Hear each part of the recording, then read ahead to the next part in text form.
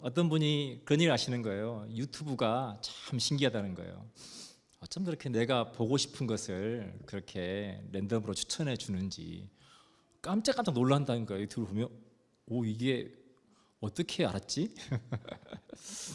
근데 어느 날 유튜브를 이렇게 딱 보는데 무인도에서 혼자 살거나 부부가 사시는 분들을 다큐멘터리로 이렇게 EBS에서 제작한 그 영상이 뜨기 시작하는 거예요. 그래서 그냥 저도 모르게 보고 있는데 마치 누가 보면 은퇴하고 섬에 들어가서 혼자 살려고 그러시나? 뭔가 그런 삶을 준비하는 사람 같이 계속해서 그런 유튜브들이 시리즈로 계속해서 나에게 섬에 들어가서 혼자 살라고 하는 건가? 근데 거기에 그 다큐멘터리에서 쓰는 단어가 있었어요. 그 단어가 뭐냐면 천국이라고 하는 단어예요. 혼자 살아가는 그 무인도에 혼자 살아가는 그 삶이 천국 같다라고 하는 거예요. 어쩌면 누구나 한 번쯤 살아보고 싶은 그런 삶에 대한 로망일 수 있을 것 같아요. 누구의 간섭도 받지 않고 나 혼자 정말 내가 하고 싶은 대로, 내가 일어나고 싶은 대로, 내가 먹고 싶은 것을 내 마음대로 그렇게 할 수 있는 그러한 삶에 대한 로망, 그러한 자유, 보고 싶은 사람 안 봐도 되고 내가 언제든지 내가 원하든지 마치 왕처럼 로망일지 모르겠어요. 근데 이 깊은 산 속에 혼자 사시는 분들이나 이렇게 섬에 홀로 사시는 분들이 공통적으로 하는 말이 있습니다. 그분들이 뭐라고 말하냐면 여기에서 살려면 부지런해야 합니다. 왜냐하면 혼자 있어서 너무 모든 게 자유로운 것 같지만 바꿔 말하면 혼자 모든 것을 다 해야 되는 거예요. 혼자 자기의 모든 삶에 필요한 모든 필요를 혼자 다 감당해야 되는 거예요. 그리고 실은 그분들이 혼자인 것 같지만 그러나 실상은 그분들도 혼자가 아니라고 하는 거죠. 저마다 사연이 있어서 깊은 산속에 들어가서 혼자 살거나 아니면 무인도에 들어가서 혼자 살지만 또는 부부가 살지만 그분들을 위해서 정말 힘들게 그 높은 산까지 아니면 그 섬까지 택배를 가져다 주시는 분들이 있고 또 그분들이 함께 뭔가 즐겁게 음식을 만들어서 음식을 나누려고 할 때 또 친구처럼 함께 와서 함께 맛있게 먹어줄 수 있는 사람들이 있다는 거예요. 사랑하는 여러분, 사람은 혼자 살도록 창조된 존재가 아닙니다. 하나님께서 함께 더불어 살아갈 수 있도록 그렇게 창조하신 존재라고 하는 겁니다. 오늘 본문에 저희가 요한복음 13장 34, 35절을 읽을 때 계속해서 반복돼서 등장하는 두 단어가 있습니다. 하나가 서로라고 하는 단어입니다. 서로. 그리고 두 번째가 사랑이라고 하는 단어입니다. 하나님께서 저와 여러분에게 말씀하시는 그 사랑, 내가 너에게 새 계명을 주노니 너희가 서로 사랑해라. 그 서로라고 할 때 사랑하는 여러분, 우리가 교회를 공동체라고 부릅니다. 왜 우리가 교회를 공동체라고 부르냐? 이 공동체라고 하는 말의 어원의 의미는 뭐냐면 공통의 가치, 그러니까 모든 사람들이 이것을 가치 있는 것으로 여기는 공통의 가치와 그리고 같은 정체성을 가진 사람들의 모임을 공동체라고 해요. 여러분, 교회는 하나님의 말씀을 최고의 가치로 두고 자신의 정체성을 그리스도인이라고 고백하는 사람들의 모임, 그 모임을 교회라고 하고 그래서 우리가 그 교회를 교회 공동체라고 합니다. 서로 다른 사람들이 모여서 너무나 다른 배경과 또 다른 삶을 가지고 있는 이들이 함께 모여서 하나님을 믿는 믿음 안에서 하나가 되는 관계, 그 관계가 교회라고 하는 것입니다. 그런데 우리가 사람들로부터 종종 듣는 말이 뭐냐면 그런데 교회가 왜 이래?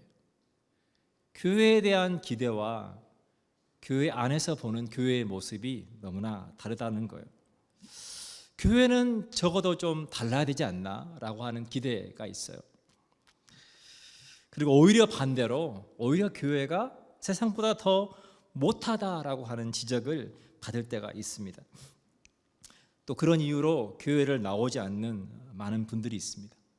제가 전도를 해보고 사람들을 만나보면 오히려 교회에 가서 정말 하나님의 위로와 하나님의 도우심을 받고자 하는 그런 마음보다 교회에 가서 상처받기 싫은 마음 때문에 오히려 그냥 거리를 두고 하나님과의 관계도 그냥 개인적인 관계로 그렇게 머물러 있는 분들이 많이 있다라고 하는 겁니다. 사랑하는 여러분, 우리 안에 교회에 대한 오해가 있어요. 오늘 저는 본문의 말씀을 통해서 우리 안에 있는 그 교회에 대한 오해를 좀 풀어보려고 합니다. 우리가 기억해야 할 중요한 사실은 무엇이냐면 우리가 세상 사람들보다 더 나아서 우리가 여기에 함께 모여서 예배를 드리는 것이 아니라고 하는 겁니다.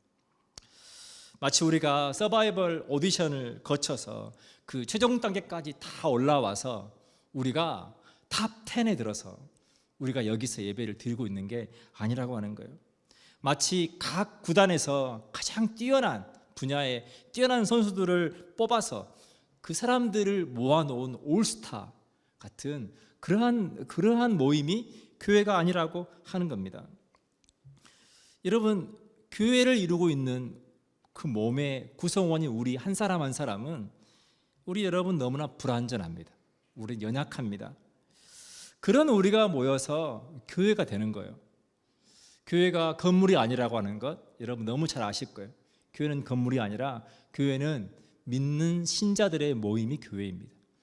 그런데 그 모이는 한 사람 한 사람이 불완전합니다. 연약합니다. 그 불완전함과 연약함을 가지고 함께 모이는 곳이 교회입니다. 그래서 여러분, 교회는 절대 완전할 수가 없습니다.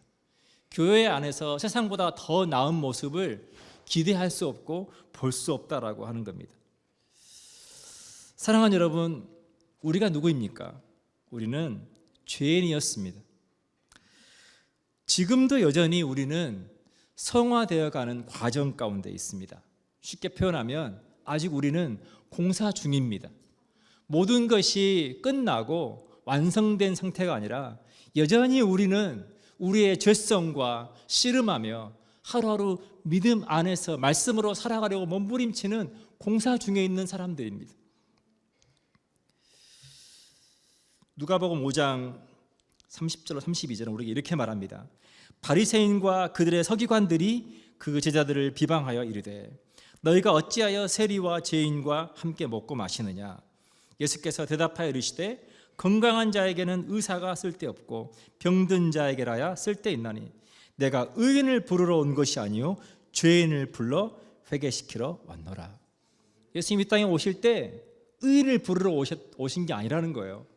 정말 의로운 사람들, 하나님의 자녀가 될 만한 사람들, 하나님의 백성이라고 그렇게 청함받을 만한 사람들을 부르러 오신 것이 아니라 죄인들을 부르러 오셔서 그들을 회개하게 하시고 예수 그리스도의 십자가 은혜로 말미암아 우리를 구원하시고 우리가 그분의 자녀다운 삶으로 살아가도록 이 땅 예수님께서 오셨다라고 하는 것입니다. 사랑하는 여러분, 왜 우리가 함께 모여서 함께 무언가를 하는 것이 그토록 어려울까요?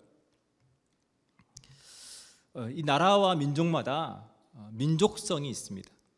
제가 한국에서 외국인 센터에서 사역을 할 때 제수교민회, 그러니까 제가 사역했던 곳이 수원이니까, 그러니까 수원에 거주하는 외국인 교민회, 국가에서 지원하고 또 교회에서 지원하는 교민회가 15개가 있었어요. 그러니까 15개 나라와 민족이 그들의 문화를 가지고 그들이 수원에서 살아가는 동안 저희가 한국을 소개하고 또 그들과 많은 일들을 합니다. 근데 이렇게 보면 각 나라와 민족마다 민족성이 다 달라요. 신기하게도 다 다릅니다. 그리고 그 민족성이 그 나라 사람들의 어떠함을 많이 결정해요. 근데 우리가 왜 함께하는 게 어렵냐? 어떤 나라 사람들은 정말 잘 모입니다. 정말 똘똘 뭉칩니다. 근데 어떤 나라 사람들은 참 어려워요. 우리 한국 사람들은 어떨까요? 우리 한국 사람들은 1부터 10까지라고 보면 우리는 잘 모이는 민족일까요? 그렇지 않을까요? 제가 이민 와서 더더욱 느끼는 것은 한국 분들이 서로 함께 하는 게 참 어렵다는 걸 더 많이 느낍니다. 그만큼 이민자의 삶이 어려운 까닭이겠죠.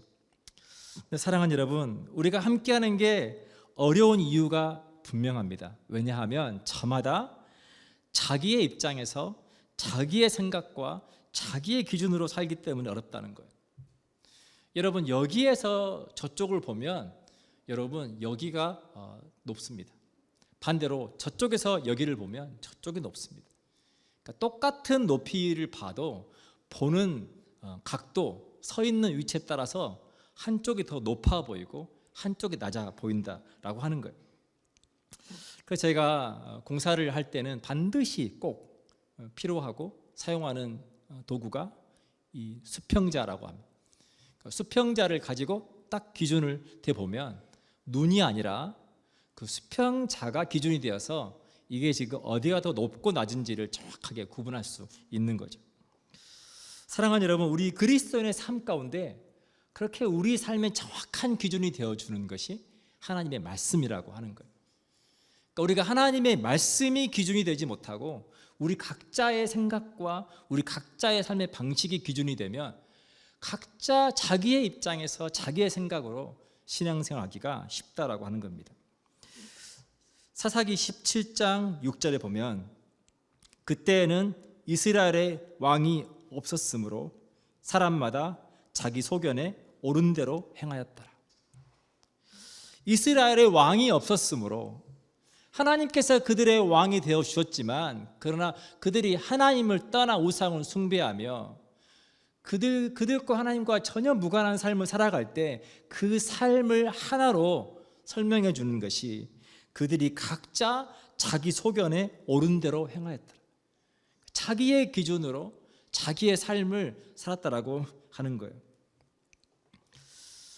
사랑하는 여러분, 오늘 예수님께서 우리에게 새 계명을 너희에게 주노니 서로 사랑하라. 내가 너희를 사랑한 것 같이 너희도 서로 사랑하라고 말씀하십니다. 예수님께서 우리에게 말씀하시는 그 사랑은 세상 사람들의 사랑과는 전혀 다른 사랑에 대한 이야기를 하고 있는 거예요. 여러분, 세상의 사랑은 아주 확실합니다. give and take예요. 우리가 하나를 받으면 하나를 주는 거죠. 누군가 우리가 식사를 대접하면 우리 마음 가운데 무슨 마음이 있습니까? 또 내가 언젠가 또 대접을 해야지. 내가 하나를 도와주면 또 내가 다른 사람에게 또 하나를 줘야 되고, 모든 관계가 give and take예요. 우리가 그것을 사랑이라고 생각을 해요. 그래서 사랑이 많다라고 하면 내가 받은 것보다 더 많은 걸 주면 사랑이 많다라고 느끼는 거. 섭섭하다라고 하는 말은 무슨 뜻입니까? 내가 받은 것보다 덜 줄 때 섭섭하다고 표현하죠.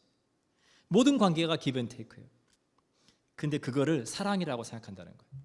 그러나 오늘 예수님께서 우리에게 말씀하시는 그 사랑은 그런 사랑이 아니라는 거예요. 오늘 요한복음 13장 1절의 시작은 이렇게 됩니다. 유월절 전에 예수께서 자기가 세상을 떠나 아버지께로 돌아가실 때가 이른 줄 아시고 세상에 있는 자기 사람들을 사랑하시되 끝까지 사랑하시니라. 이제 예수님께서 세상을 떠나실 때가 되었어요. 그 의미가 뭐냐? 13장에서 다루고 있는 내용은 예수님과 가장 가까이에서 함께 동행했던 그 제자들의 배신에 대한 이야기입니다. 예수님을 팔아 넘겨버리는 그 제자, 십자가 앞에서 예수님을 모른다고 부인하고 뿔뿔이 도망쳐버리는 그 제자들의 그 배신의 그 모든 것들을 주님께서 아시면서, 그러면서 예수님께서 그 모든 것들을 아시면서도 자기 사람들을 사랑하시되 끝까지 사랑하시니라. 예수님을 팔고 예수님을 모른다 하고 예수님을 배신하는 그 제자들을 향해서 예수님께서 자기 사람들을, 그러한 사람들을 사랑하시되 끝까지 사랑하시니라. 결코 포기하지 않으시고 끝까지 사랑하시니라. 그 사랑에 대해서 말씀하고 있다는 거예요. 그 사랑하는 여러분, 우리에게 예수님께서 말씀하시는 사랑, 우리 교회 안에 있어야 되는 그 사랑은 요한일서 4장 10절에 이렇게 나와 있습니다. 사랑은 여기 있으니 우리가 하나님을 사랑한 것이 아니요 하나님이 우리를 사랑하사 우리 죄를 속하기 위하여 화목제물로 그 아들을 보내셨음이라. 우리에게 말씀하시는 그 사랑은 우리가 하나님을 먼저 사랑한 사랑이 아니라 하나님께서 먼저 우리를 사랑해 주신 사랑이라고 하는 거예요. 내가 이만큼 받았으니까 이만큼 돌려주는 그러한 사랑이 아니라는 거예요. 사랑하는 여러분, 한번 생각해 보세요. 언제 우리가 하나님 앞에 아들을 보내달라고 요청한 적이 있습니까? 우리가 하나님께 아들을 보내달라고 요청한 것이 아니라 하나님께서 우리의 연약함과 죄로 말미암아 죽을 수밖에 없는 우리의 영적인 필요를 보시고 우리를 살리기 위해서 그 아들을 죽이시기로 한 결정, 그 결정이 십자가의 사랑이요, 그것이 우리를 그리스도인답게 변화시켜가는 사랑이라고 하는 것입니다. 코로나가 터지고 얼마 되지 않아서 제 폐에 문제가 생겼어요. 의사의 오줌도 있었고 또 의사들이 치료하는 과정에서 오히려 병이 더 심각하게 생기는 일도 있었습니다. 이제 폐를 치료를 해야 돼서 독한 약을 먹었어야 되는데 그 약이 너무 독하니까 제가 언제든지 위급한 상황에 빠질 수 있는 거예요. 그래서 제 팔로부터 해서 심장까지 가는 관을 이 혈관 안으로 삽입을 했어요. 그래서 항상 약을 바로 주입할 수 있도록 이 팔에 마치 로봇 팔 같이 하나를 장착해 놓은 거예요. 근데 이 혈관을 타고 관이 하나가 심장까지 가 있는 거예요. 근데 만약 이게 여기에서 만약 감염이 생기면 굉장히 위험할 수 있기 때문에 매일 아침에 병원에 가서 이 팔을 소독을 해야 되는 어려운 시절을 보냈습니다. 사랑하는 여러분, 생각해 보세요. 코로나 때 가장 피해야 할 곳이 어디겠습니까? 코로나 때 가장 가고 싶지 않은 곳, 여러분, 거기가 병원이죠. 아파서 병원에 오는 사람들이 다 모여 있는 곳, 여러분, 거기가 병원이 아닙니까? 아픈 사람들이 모여 있고 정말 할 수만 있다면 피해야 되는 병원인데, 여러분, 그래도 제가 병원에 성실하게 한 번도 빠지지 않고 매일 아침마다 갔습니다. 여러분, 왜 갔을까요? 다른 사람들을 통해서 오히려 내가 코로나에 걸릴 수 있고 아플 수 있지만 분명한 사실은 내가 병원에 가야 살기 때문에 간 거예요. 내가 살기 위해서 병원에 갔다라고 하는 거예요. 사랑하는 여러분, 우리가 하나님을 믿는다라고 하는 것은 우리 안에 그 하나님에 대한 믿음, 하나님의 은혜가 없으면 하나님, 저는 살 수 없습니다. 그 갈급함을 가지고 우리가 하나님 앞에 나와 예배하는 거예요. 우리가 자격이 있고 그러한 자격을 갖춘 사람들이 함께 모여서 뭔가를 누리는 것이 예배가 아니라는 거예요. 내가 다른 사람 때문에 상처받을 수 있고 내가 교회를 가는 것 때문에 뭔가를 포기해야 될 수 있지만, 그러나 그것이 없으면 내가 살 수 없기 때문에 그래서 교회에 간다라고 하는 거예요. 제가 마지막으로 한국을 떠나오기 전에 사역했던 교회가 꽤 큰 교회였습니다. 그런데 큰 교회 다니신 분들을 볼 때 우리가 정말 빠지기 쉬운 함정이 있어요. 그 함정은 뭐냐면, 너무나 많은 사람들이 모여서 함께 예배하는 그것을 통해서 마치 내가 좋은 그리스도인이라고 착각하기가 쉽다는 거예요.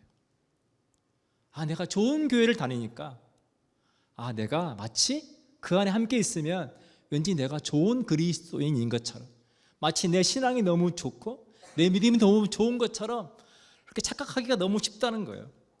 근데 사랑하는 여러분, 철저하게 우리의 신앙은 하나님과 나와의 1:1의 관계입니다.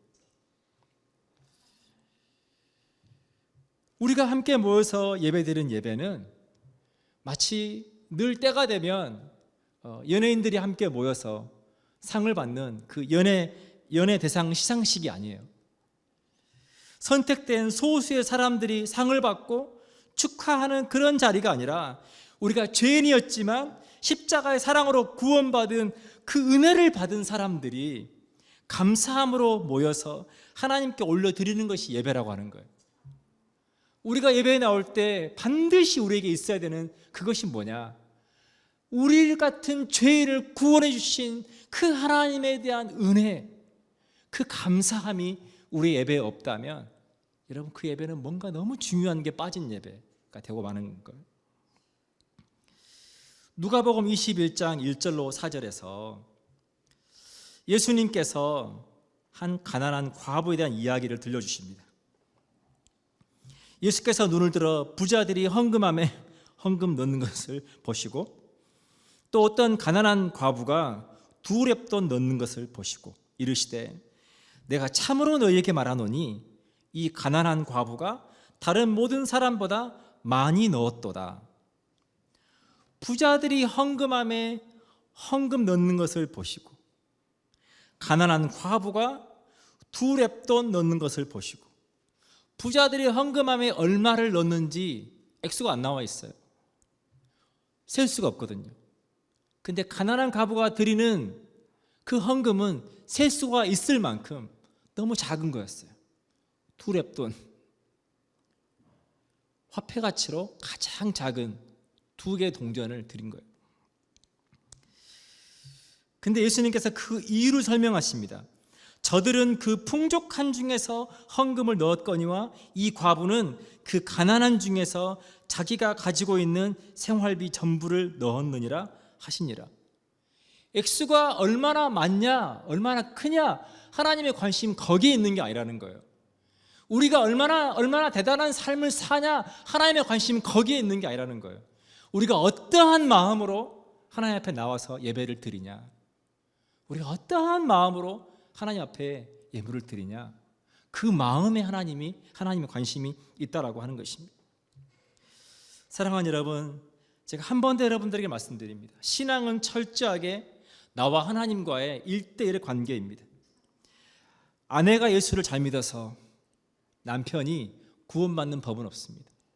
부모가 크리스찬이어서 자녀들이 자동으로 베네핏을 받아서 천국 가는 법은 없습니다. 구원과 관련된 모든 하나님의 말씀은 철저하게 1인칭입니다.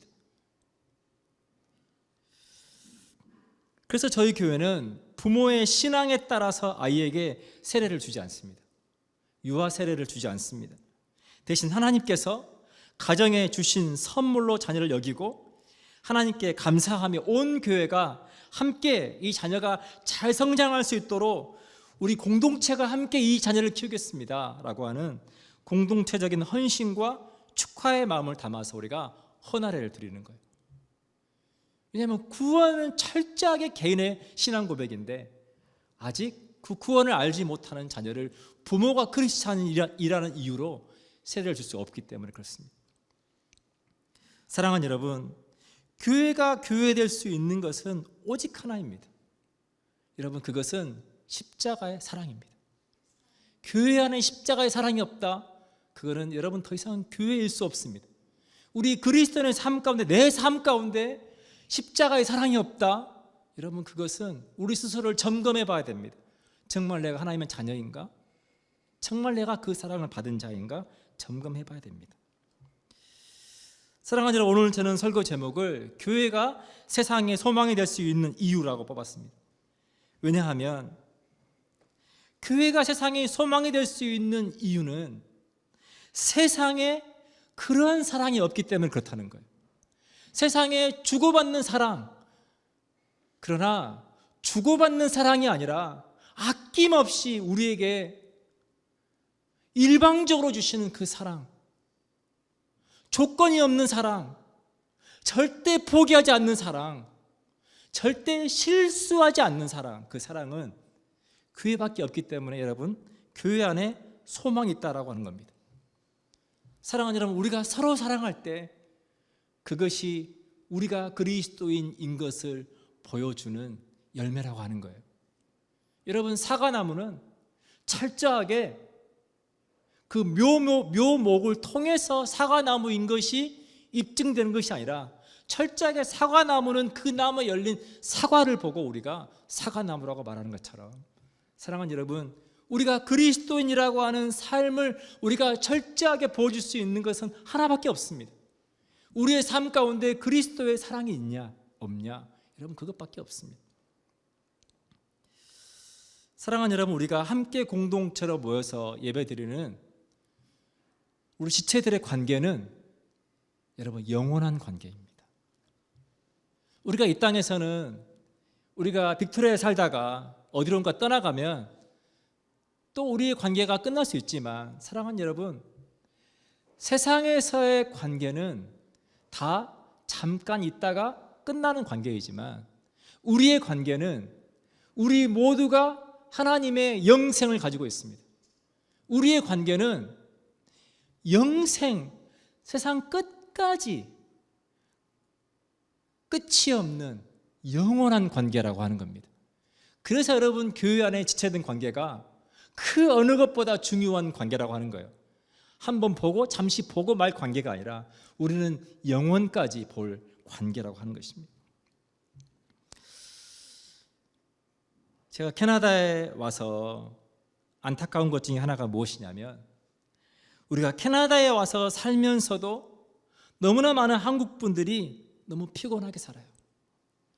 무엇 때문에 피곤하냐? 우리가 너무 많이 주변 사람들을 의식합니다.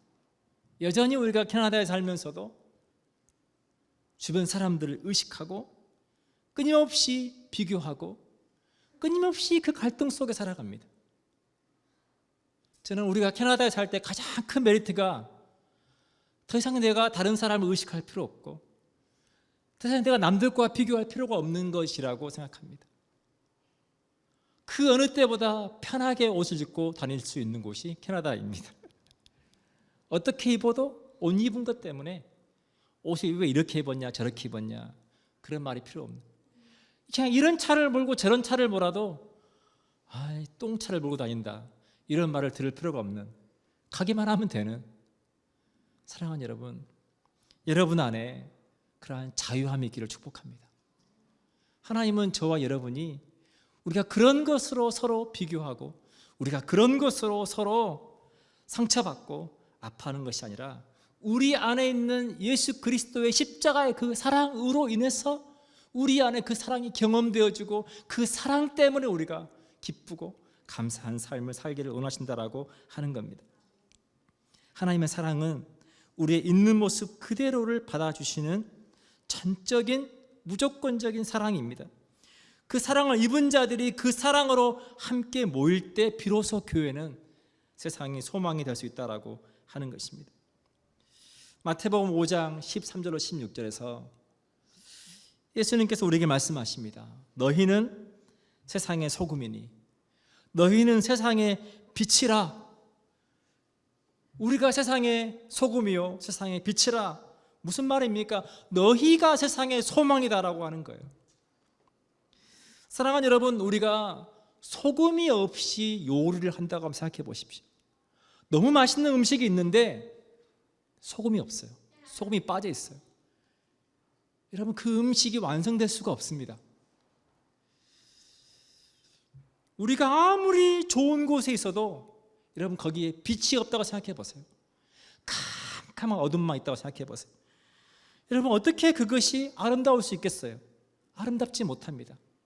예수님께서 우리에게 너희가 세상의 소금과 빛이라고 말씀하실 때, 여러분, 우리의 삶 가운데, 이 땅에서의 삶 가운데 불완전하고 이민자의 삶 가운데 많은 어려움과 결핍이 있을 때 그것을 채워주고 완성해 가는 것이 주님께서 우리에게 주신 그 십자가의 사랑이라고 하는 거예요.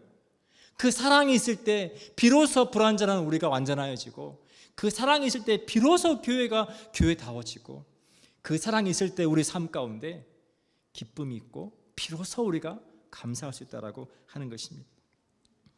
사랑하는 여러분, 무엇으로 양무리교회가 세상의 소망이 될 수 있을까요? 양무리교회 가면 예배 끝나고 나면 맛있는 것을 먹을 수 있다. 맛있는 거 먹고 싶으면 양무리교회 가라. 그것도 좋겠죠. 여러분, 무엇으로 양무리교회가 세상의 소망이 될 수 있겠습니까?